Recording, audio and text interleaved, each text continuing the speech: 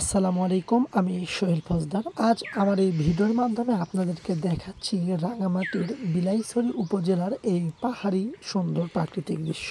এখন আমি দাঁড়িয়ে আছি এইখানকার ছোট্ট একটি পাহাড়ের উপর এবং আপনাদেরকে দেখাচ্ছি যে এই ছোট্ট পাহাড়ের উপর থেকে এই গ্রামের চারিদিকের দৃশ্য এবং এই পাহাড়ে আছে এইখানকার চাকমাদের ধর্ম পালনের এই মন্দির। এই মন্দিরে তারা তাদের ধর্ম পালন করে এবং এই পাহাড়টি তাদের কাছে অতীব পবিত্র একটি পাহাড়। তারা এই স্থানটিকে অনেক সম্মান প্রদর্শন করে, তাই আশেপাশের অন্যান্য পাহাড়ের থেকে এই পাহাড়টি অনেকটাই পরিষ্কার এবং পরিচ্ছন্ন। এবং এই পাহাড়ের অবস্থান এই গ্রামের একদম মধ্যস্থানে, অর্থাৎ এই গ্রামের যে কোনো প্রান্তে থেকে এই পাহাড়ে আসা খুবই সহজ এবং কাছে হয় এবং এই পাহাড়ে দাঁড়ালে এই গ্রামের বেশ কিছু দূর পর্যন্ত দেখা যায়। এই গ্রামের পুরো চিত্রটা উপলব্ধি করতে হলে আপনাকে এই পাহাড়ে এসে দাঁড়াতেই হবে, তাহলে এই গ্রামের প্রকৃত চিত্রটা আপনি দেখতে পাবেন বা উপলব্ধি করতে পারবেন। এবং এই গ্রাম এখানেই শেষ নয়, এই যে আপনি দেখতে পাচ্ছেন সামনে একটি বিশাল পাহাড়, এই পাহাড়ের